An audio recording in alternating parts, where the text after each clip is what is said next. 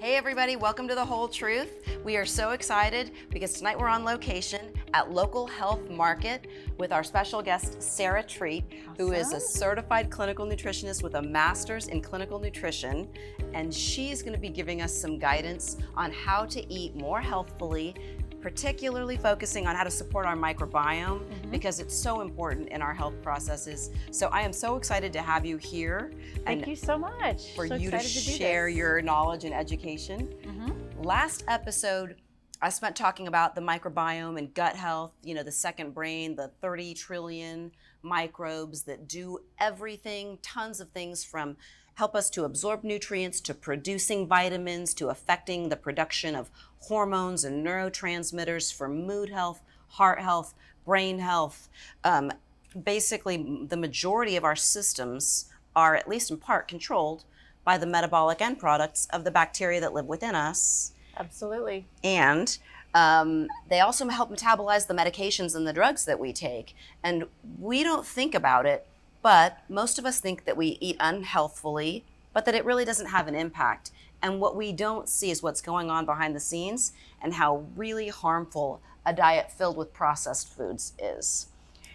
Absolutely. And, a calorie is not just a calorie. And I think that's unfortunately, I don't want to say the medical model, but just kind of how we're taught. Food creates energy, but we're not really looking at how food affects us chemically, and that there's a huge difference in the foods and how that they affect our body. And the microbiome, it literally is everything, and it controls inflammation and weight, cravings, you name it, skin. Yes. I mean, the skin is literally a reflection of what's going on in there. So, we've got to not just look at food as calories and carbohydrates and fats and proteins, but what else is in the food? What are chemicals, inflammatory oils, all of these, sugar, and what that does to this garden, if you will, that lives inside of us. They even categorize it as its own organ because it's so metabolically active and what it's doing. And I love that you made that statement, and it's okay. We get it. I'm not insulted at all. The physicians aren't taught about nutrition. We're not.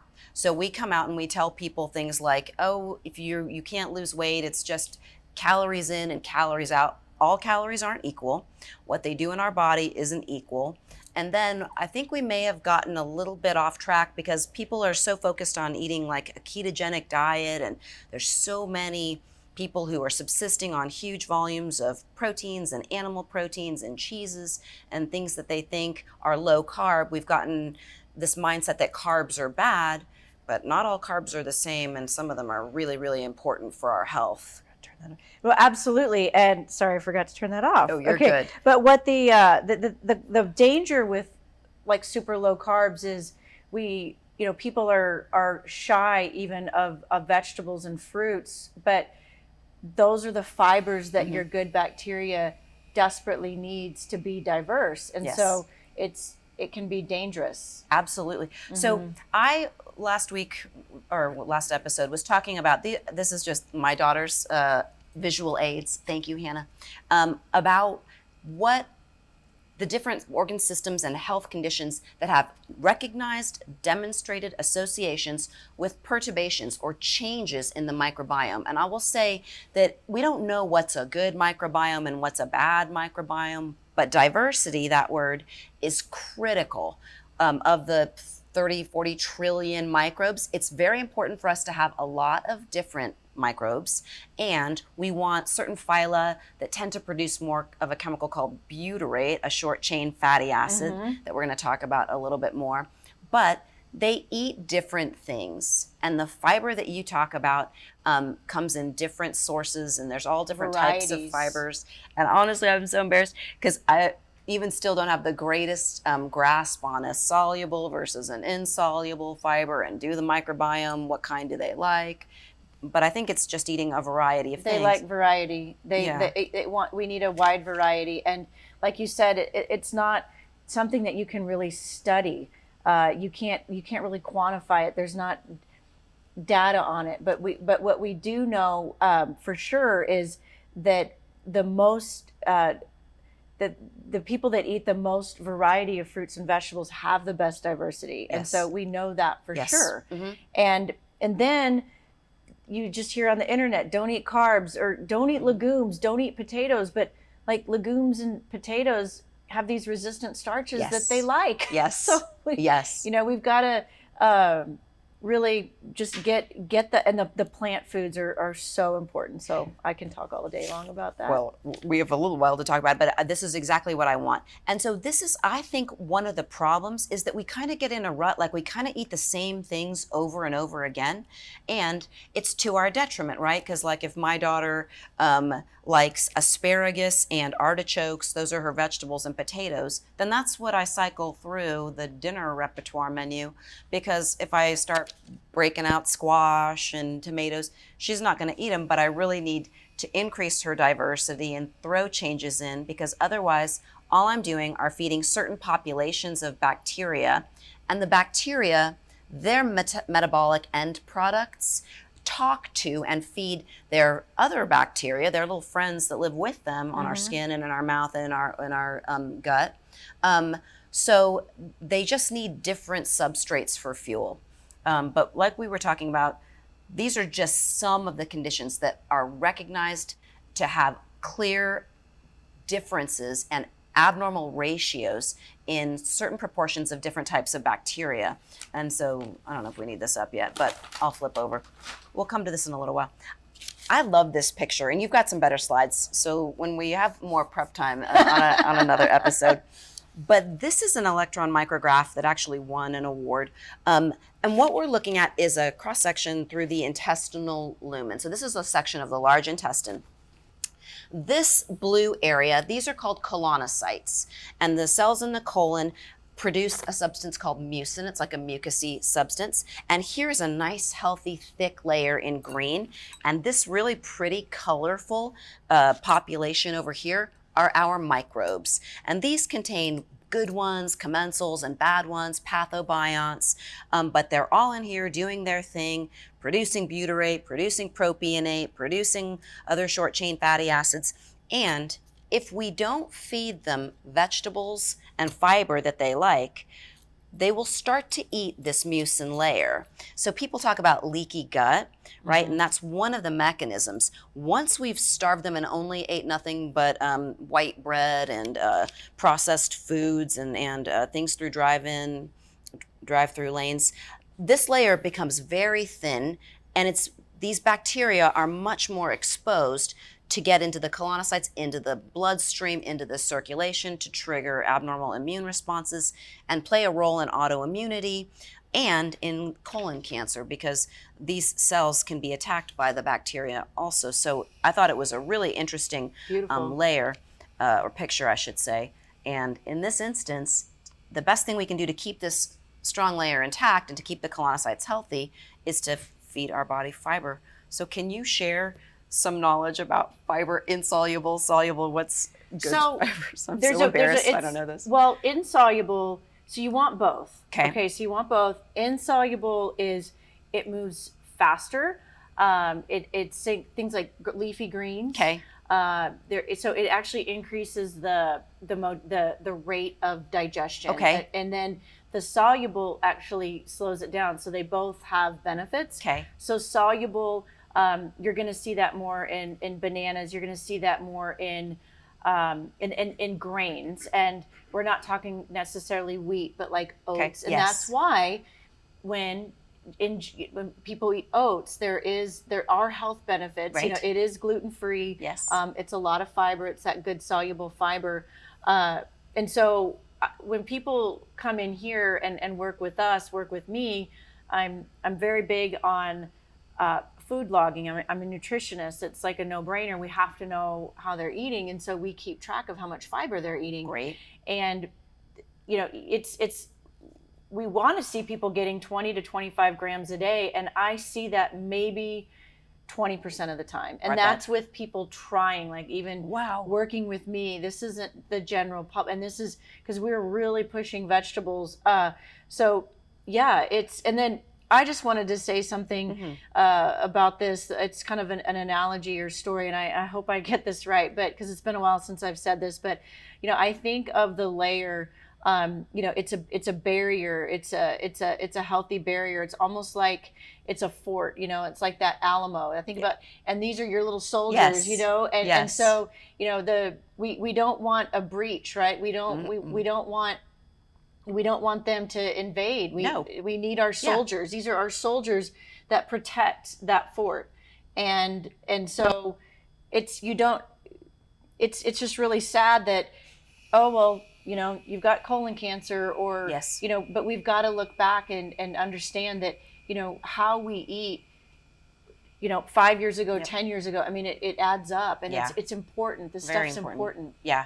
I love the analogy of the fort and the barrier and the fighting and army, because people get totally grossed out about microbes, especially now with COVID, where everybody's sanitizing themselves off and you're wearing masks, and that's really not good for our immune system. We need to have it stimulated, and it needs to be able to regulate and have some exposure. Exactly. Be challenged. And that's critical for our immune system, knowing what to attack and what to tolerate, and avoiding autoimmunity and all these things. So I understand COVID has had a horrible impact on the world, and there are a lot of people who are immunocompromised, who are at very high risk. It seems like obesity is one of the biggest risk factors for it.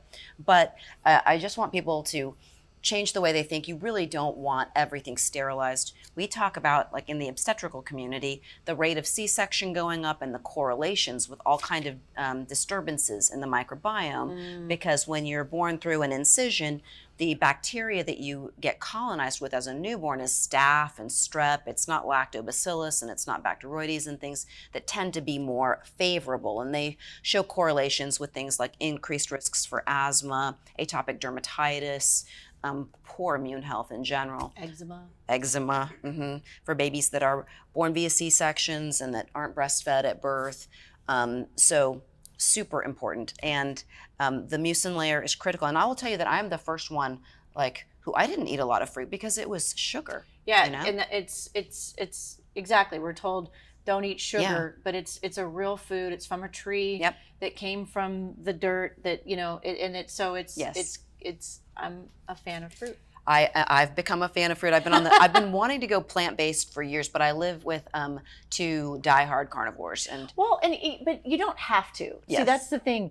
The balance is what's important. And if you look at our teeth, I mean, I like to tell the story of the dinosaurs. So this makes it easy to understand. We've got the herbivores, and we've got the carnivores. Yes. But we're omni. Yes. We are in the middle. We do have teeth that can digest meat, but we're not dogs, we're not lions. Yes. We're not supposed to eat only meat.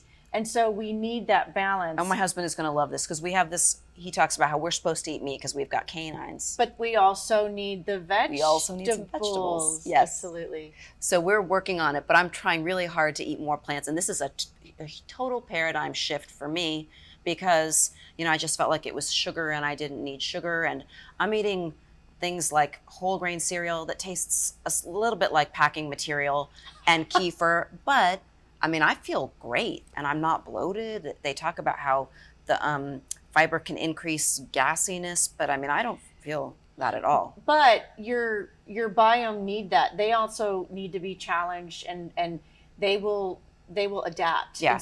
And the more types of foods, the easier it is to handle that. And so when we're getting people on lots of, recommending lots of vegetables, and they have a lot of digestive issues, we do have to step back and look at, how damaged is this? Yes. And there's probably going to need to be some repair in here. And, so as a practitioner, what I see a lot, I thought it would be good to talk about was, please. This is just like, in so many cases, it's constipation, GERD, at the same time. Yes. Chronic constipation and chronic GERD at the same time, and this is where it starts. And also this balance is very important for your stomach and your bile flow, and so it all is related, and so we kind of have to go upstream and downstream to start repairing some of this stuff. And after a while, the switch will flip, and Yes. everything can restore. Yes. So I love this because you see this in your practice, and I see it at work too. I hear all the time how constipated they are, and people accept that. Like, that's just how I am. And in the scope of a 15-minute visit, it's very hard to explain to people or to get them to even buy into the idea that, like, I know that's how you are, but that's not how you should be. And it's probably a reflection of lifestyle choices that you make unintentionally. But to convince people, and when I suggest to them that, oh, maybe we should, what about working on your diet? Oh, no, I've tried that. I hear it all day long. But I think by the time they come to you, they're probably desperate and willing to take They're willing to change. And Yeah. we only will work with them if they're willing. Good. Yes. So, and tell me a little bit about your services here and what you do for patients who come, because I would imagine you get a lot of patients who want weight loss, but we have a lot of really sick patients with autoimmune conditions and these chronic degenerative neuroinflammatory conditions. And some things, people who have conditions that doctors don't even know what they are, but they just start throwing steroids and immune suppressants on them. And I really feel like this should be where we start. They're inflamed. Yeah. And most disease states do come back to that root of inflammation. Inflammation's the core. What Sarah's saying is it's recognized. Heart disease, cancer, Parkinson's, Alzheimer's, autism, all have associations with the microbiome. And I mean, there's more to it. There's genetics, but the genetics of these bacteria outnumber our genes by a factor of like 100 times. Unbelievable. And so if we don't help these guys be healthier and do their job optimally, we're never going to outnumber their genetic output by what we're trying to do. So would you walk me through a patient with an autoimmune disease? Pretend it's me, and I've got horrible psoriasis and joint pain and brain fog. Yes. Okay, so we start with we start with figuring out what are the drivers. Okay. And we use questionnaires here. We're not doctors. We don't do medical testing. But people have symptoms. They know their body. So we want to look at how they're functioning. How so we use a questionnaire to figure out what's going on with their symptoms, with their digestion, with their their sleep, with pain, and we can break it down to certain areas like stomach, acid stomach, intestines, cortisol, thyroid, adrenals. And so we can get a picture of where somebody's at. We obviously need to look at where they're at with their lifestyle. And, the thing is that it has to be a win-win.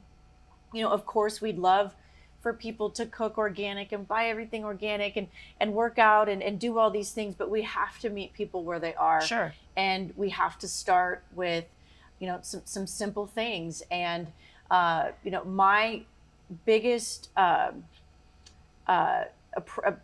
change to people, I think, is that I want them to focus on what they need to eat more of. And of course, we need to know the inflammatory foods and what we need to eat less of. But if we actually really focus on eating more of the vegetables, getting enough of the right kinds of proteins and the right kinds of grains, then it makes it, the mindset changes. It's more like, wow, like I need to eat more. Like I need to eat a salad. I need to roast some vegetables. I need to eat. Yes. And so, we put them on a plan. Number one is, do we need to focus on gut health and rebuild their supplements, or rebuild their gut? We can use some supplements for that. Are they not sleeping? I mean, obviously, you've got to sleep to heal, and it's worse now than it ever has been. I agree. I know we talked about CBD, and that's definitely a game changer. But we absolutely have to get people sleeping. Yes. And I would rather people invest in supplements to help them sleep than like a one a day multivitamin. I mean, we've got to really focus on that. And then the rest of our time together, it's education. Good. And really kind of pulling people back into, hey, this is a priority. Right. You know, we need to see you every 2 to 3 weeks. Let's work Good. on a couple things. Yes. From now till the next time. So good. They have And- accountability and you Yes. follow up check-ins. Yes. Do you find or do you believe that because I feel like dairy is fairly inflammatory for most people, but you know, we do offer food sensitivity testing and stuff like that, and the results can be all over the place. But I don't know if you feel like there are some food groups that probably should just be minimized or avoided. Absolutely, absolutely. And so my experience with food allergy tests they're very stressful for that person because it's usually everything that Everything that they eat. Yeah. Because this is messed up. Yeah. So it'll say like, well, don't eat chicken and don't eat black pepper, right? Vanilla. Yeah. Yeah, and it's like, pecans, okay, wait a minute. And so lemons. These were mine. Yeah. Right? And so I've done it both ways. I actually stopped doing that because it stressed people out. Okay. And because, like you said, there's really some major ones that if we honestly just stay away from those, then we're getting somewhere. So obviously gluten. Okay. That's a big one. Dairy is not necessary. It's a casein protein. Yeah. Whey is different than dairy. So like Okay. a clean whey protein Nice. that you would take, that's going to be different. I don't think that people have to like never touch dairy again, but I think they need to minimize it for sure. And if they do have like an active inflammatory condition, then that is for sure one that needs to Dairy, go. just needs to go. And sugar obviously is White sugar. is a big one, and Yeah. so we want to really cut back on that. And so I tell people, it's like, well, if you have a sweet craving, eat a piece of fruit. Yeah, a pear. Have a cutie orange. yeah. Cut up an apple. Yeah. Have a cup of grapes, Mhm. and it works. It really does. It does. And then so my little experiment on myself, I'm eating a lot more, but I really am full, and I have a lot less cravings. And I am the first one to like hit the Lay's potato chips or GG's down the street. I can eat a 4-pack of cupcakes in one setting. I feel horrible, but I mean I feel great. Like, and then I'm eating something called kefir, which is I had kefir on my list. okay. Good. Are 'Cause you buying it somewhere? Are you making it? I don't make it. Okay. I buy it. Okay. Yeah. Good. I'm it's buying hard the to make. Lifeway, but I've read you buy the seeds and you put the milk in it. And at first, and I've avoided it forever because it's a dairy product. It's different. But it's different, right? Because most of the lactose is metabolized out by the bacteria, Exactly. the fermentation process. Yes. So actually, I love it, right? So I eat kefir and my packing material cereal with like raspberries and blueberries in it, and it's really good, and some walnuts. And then I'm full, like well to the lunch hour or a little bit beyond. Yeah. And it's really cool because I have fewer cravings. I feel like I'm eating less GG's, although I love GG's. I'm not disparaging them at all. Well, and also too, you're consuming less calories. You're eating nutrient dense foods, Yeah. and that's the natural thing that happens is that you're consuming foods that are lower in calories, but they're higher in nutrients. And so the side effect is that that weight loss that people are really looking for. And this is connected to weight for sure. I mean, it's not the entire answer. No. But it is something that needs to be addressed. It's really cool because as I'm like reading and learning about this, they were talking about fiber feeding certain bacterial populations, and that the fiber would actually increase your metabolism by as much as 10%. So that means you're burning more calories by giving the right types of foods to your microbiome. So like, I don't know if this is a good food or not, but wheat checks, I love wheat checks. It's got too much sugar in it. Okay. And that's not the packing material cereal that Okay. I'm eating. But like, I would never eat it because one serving has 51 grams of carbs, which was horrifying to me. Like your whole day worth or 2 days worth of carbs or something. But shift to it, and then I started eating it again for a while, and I didn't spontaneously combust, and I didn't gain weight, and I didn't feel bloated. But I'm eating it like with the kefir and then fruit in the mornings, and trying to eat more diversely, because I am the one I will eat avocado toast every single morning, and I need to break out of my Break it out. ruts. Yes. Yeah. Yes. Well, and that's where salads. It's good. You can't just eat the same salad. And so one tip that I give, I think this is very doable, is to buy a variety of vegetables and switch it up each week, like the rainbow Yes. version. So the very first meal I came out with here was the rainbow salad, because that's my mission for my clients is I want you to eat 4 cups of vegetables a day. You can do it. Okay. 4 cups. Yes. Get 4 cups. And so the first meal we make meals here was the rainbow They're salad. delicious.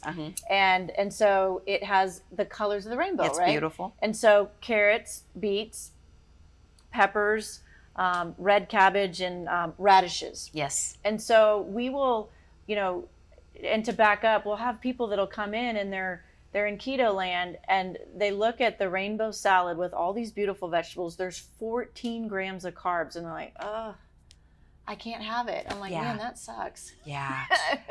But, we want to, so going back to what can you do, buying, and even if you buy vegetables that are pre-cut, I mean, there's just do what you need to do to make it easy, but have a base of greens, buy 3 or 4 different colors, switch it out each Yes. week. And then if every day, it doesn't necessarily need to be the entire meal, but if it's part of one meal a day, Yes. that's your deposit. Right. So Okay. the deposit is like, I'm very money accounting. I love it. I'm a freak with that stuff. And so I think about those kinds of meals. They're a deposit into your long-term health Yeah. account. And sometimes we just And you're getting need to triple matched if you yeah, do this. exactly. So you're going to get a return. Yes. You're going to get a return down the road. Yes. So that's It's like real estate. tip. You're going to get a distribution right away. I like that analogy because really I think we've become so focused on carbs. And I see patients all day long. And one of the primary complaints is that they can't lose weight. And they, tell me what they're eating. And I'm like, if you're really eating that, then I can't explain to you why you're not losing weight. There's really good studies, I mentioned some last time, showing that obese patients compared to lean patients have got really altered ratios of certain phyla of bacteria. Firmicutes and Bacteroides ratios are way off, and they see different perturbations, but that they can actually take the microbiome from an obese person, put it into a nude mice, a mouse with no microbiome, and then the mouse gets fat, just eating an exact same amount of mouse chow that its cage mate eats. And then it sounds horrible. I hate animal experimenting, makes me really sad. But then they'll put the lean microbiome, like they'll take the stool, fecal microbiome transplant of a lean mouse, put it into that mouse that they made get fat, and then that mouse will lose all of its weight. So there are things, but right now you can't go and get a microbiome transplant to help you lose weight. But what you have to do is change the way you eat to try to support more Bacteroides populations, and they're not gonna thrive if all you're feeding them is steak and cheese sticks. Yeah. And crackers. Yeah. And just and white foods. exactly, just Yeah. foods with no nutrients, nutrient poor foods. And there's no fiber in meat, right? We like meat, it's delicious, it's got protein, It's got amino acids. Yes. It serves its purpose. It Yep. absolutely does. We need that. I've definitely worked with people that have, eat zero meat, and we run into some challenges with muscle mass, Interesting. and we Good. run into some challenges with it's harder for them sometimes to lose weight because they're not even getting enough protein to just maintain. Yeah. And So they're burning, they're degrading that. Fascinating. Mhm. I when I was a vegetarian, which I was for like 13 years, that was in another lifetime, but I was mostly like they call it a pastafarian, right? I mostly ate exactly, noodles and just cheese. like avocado chips or I whatever. I all like that stuff. vegetables too, but I ate a lot of simple Rice. carbs, Uh-huh. processed carbs. And so I've shifted right from white rice to brown rice because it's delicious Mhm. too, but it's not as basic. There's individual differences, and I think it's nice for people if they did come and say they had diabetes and were wanting, they probably need to check their sugars because the way a banana affects one person's glucose level might be very different. Yeah, and I want to than be another. careful too. That doesn't mean that we're saying that carbs are amazing for you and you should eat a ton of them. Yes. I mean, there's a 80 grams of carbs it's not that much. For the standard American diet is 200 to 300. Oh God. So 80 grams of carbs, guys, would be like 2 pieces of fruit, 4 to 6 cups of vegetables. Like it's not. So, but there's so much fiber. See, that's the key. Yes. Is that we want 20 to 30 grams a day of fiber, and so that's something that's actually fun to try to achieve. Right. And then, I love ground flax seeds. I think that's an incredible. I really do like oats, and a half a cup of oats, it's 25 grams of carbs. I mean, it's not. It kind of we do have to balance it, and especially with diabetes. I mean, we don't want to overdo it.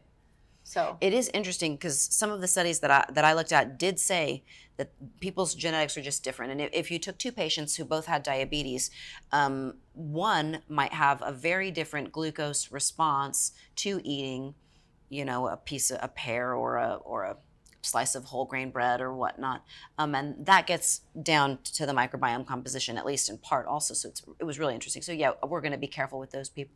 But for inflammation, you said the top 5 inflammatory foods or 3. You said gluten, dairy, and sugar. The other big no-nos are the vegetable oils, so the omega-6s, which literally pro-inflammatory. I would say, like, pretty much every person that I work with, when I educate them on that, they're like, I had no idea. They had no idea that canola oil, vegetable, and even if you go to Whole Foods, a lot of their stuff will have that. They'll say it's organic and blah, blah, blah, but it's too much omega-6. It's the wrong one. Yeah, there's a lot of that. And you have to be really careful with that because not all omegas, you say omegas and people think it's all good, but your ratios of 6 to 3s have to be appropriate. Yes. So I think all that stuff is fascinating. And then back into the fiber, it is so embarrassing that I know nothing about this. Like, it's not that like fruit is soluble and grains are insoluble. It's not that at all, is it? It's a combination. Okay.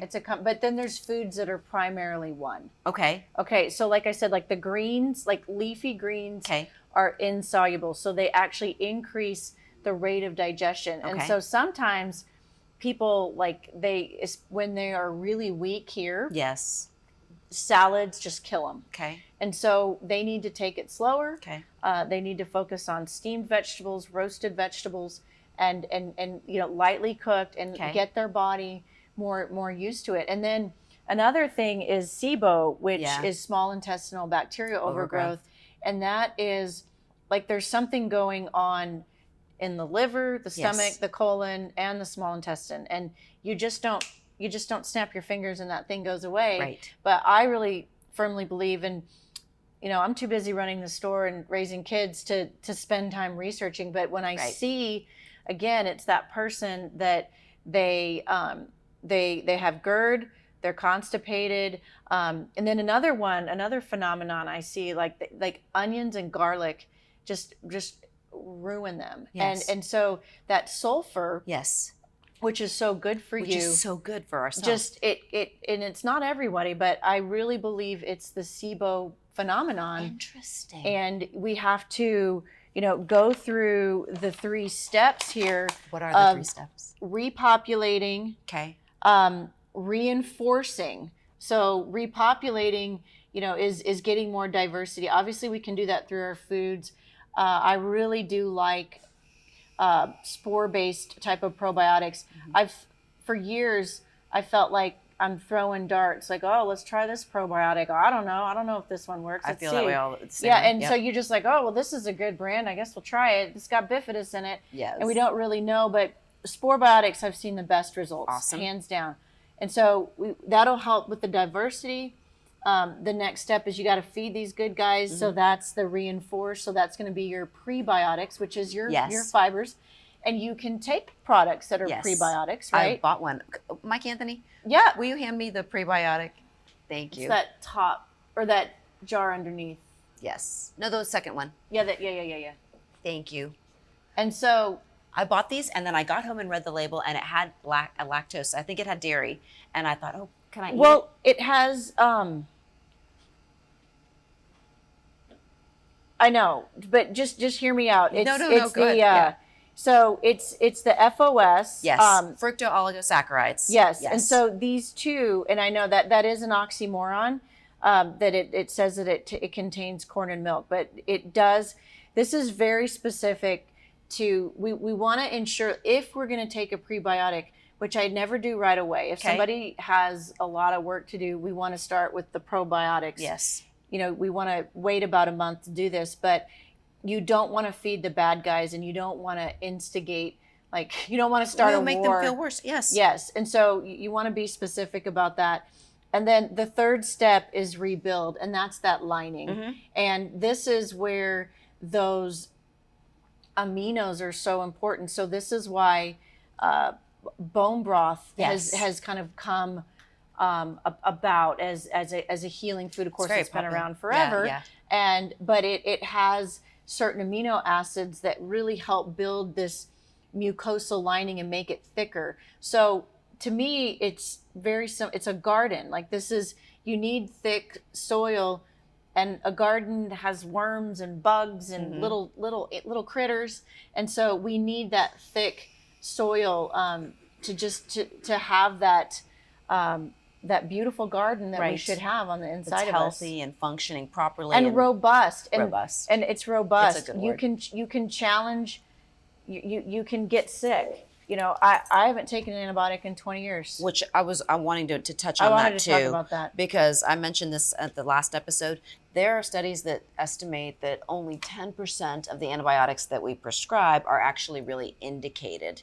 And I thought that seemed like a very extreme number. But the point is, we do overprescribe antibiotics, and they don't just kill the ear infection, they kill a lot of they're broad spectrum, they kill the bacteria in our skin, everywhere else. And so they contribute to the dysbiosis, the proportions, the ratios that are altered, and to poor functioning.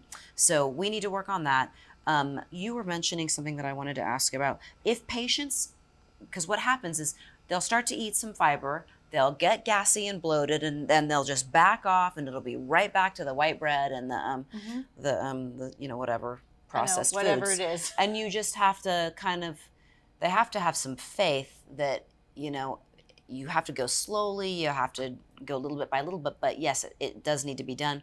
Because I was reading a little bit about FODMAP diets, and it seemed very counterintuitive to what we should be doing. But it's so, again, it's like the food allergy test. It's so hard to be compliant. It's so stressful. And it's it's not really the solution. Again, it is a way to manage symptoms, and people that they just have a lot of again, it's that GERD constipation. That's so the FODMAP diet, and I've seen that. I've worked with a couple people lately that I'm like, okay, you can follow it for a little bit, but our goal is to get this fixed so that you can handle it. We actually want you to, this sounds so strange, but we want you to be healthy enough to handle crappy food. Right? Like we want you to, like, where you don't get sick as a dog, you're healthy, you can handle it. I mean, we don't want you eating junk all the time, but and I just wanted to share how this all kind of manifested for me. Mine did not look like this about 25 years ago, and I was an acid bath, and what I mean by that is, I drank tons of sodas, and I took so many antibiotics for my skin. I had horrible acne, horrible, and so I took so many antibiotics, and I just ruined this. I had no idea that I did it, and ended up early 20s with Hashimoto's and psoriasis. And it was just a nightmare. And I had to dig my way out of it, and I had to teach myself. And so you were able to dig your way out of it. Yes, I'm fantastic. I have a lot of patients who I need to send to see you, because I hear all the time from patients how they really want to fix their autoimmune stuff naturally and holistically, and I don't have the tools to teach them how to heal their gut, or I don't do the coaching program, so I'm not going to call them and ask them what they ate. It's very intensive. It's a very intensive. It is. Yes. But if they really want to, I guess it can be done. With some hard effort and commitment, and it does involve hard, difficult lifestyle changes to implement at first. But the thing is that The once reward yes, is worth the yes, effort. yes, and I really do believe and experience personally, once you stop eating all the crap, you don't crave it as much. I haven't had a diet soda in like a month or something now, and I feel great with now it just tastes revolting. It tastes like chemicals. Like, yeah, like malted battery acid. But Uh-huh. so yeah, you do fine without it. If I need something carbonated, I'll have like a Topo Chico or a ginger ale Stevia. once in a while or something. Mm-hmm. But the diet sodas are really bad. The other fascinating thing that I was reading about with the microbiome is all the artificial colors and sweeteners and all these preservatives that get put into all the processed foods that we eat. They all get approved through the FDA and stuff because they don't affect our human genetics, but they affect the bacterial genetics. And then this, there's a chemical called Roundup, right? It's the most common fertilizer. It's in everything now. It's banned in the EU and a bunch of countries and stuff. It's allowed because it doesn't affect our human cells, but it destroys something called the shikimate pathway in bacteria, and that's how it kills things that you don't want in your lawn.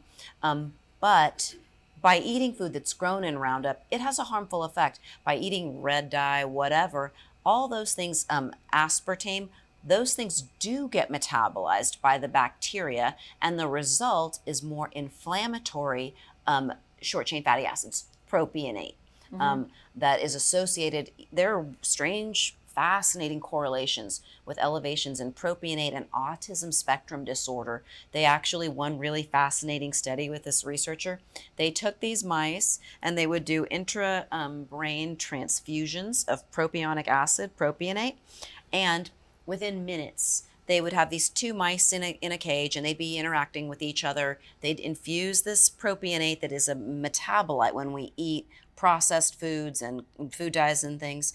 And then the mice within minutes began to demonstrate repetitive behaviors. They wouldn't have anything to do with each other. They separated themselves. They would begin scratching. And patients who have autism spectrum disorder do repetitive behaviors. They aren't very good with social interactions and contact. And then it was reversible when it metabolized out of their system, and they could reproduce it again and again and again in these experimental animals. Wow. So the connections are still being made and hard to understand. But all these things, red M&Ms and jelly beans and all this trash that we eat and feed our kids and whatnot, you don't realize the negative impact it might be having. And it's the time and it's the load. You keep eating it over and over, over year, and then there's just a tipping point. And usually, most of the time, stress is like what takes people over the edge. Our bodies are beautifully, wonderfully made. They're incredibly resilient. I don't know how we keep going with what we put into them. And then I do want to say on the glyphosate, which is the Roundup, that these GMOs are they're basically Roundup ready foods. Like, so that's what it means. That's what it means. Yep. And so you're basically, if it's a GMO food, you're ingesting that Roundup and it's killing that off. And so it's a big contributor to this problem. And so, organic, when you're looking at brands, the non-GMO does matter.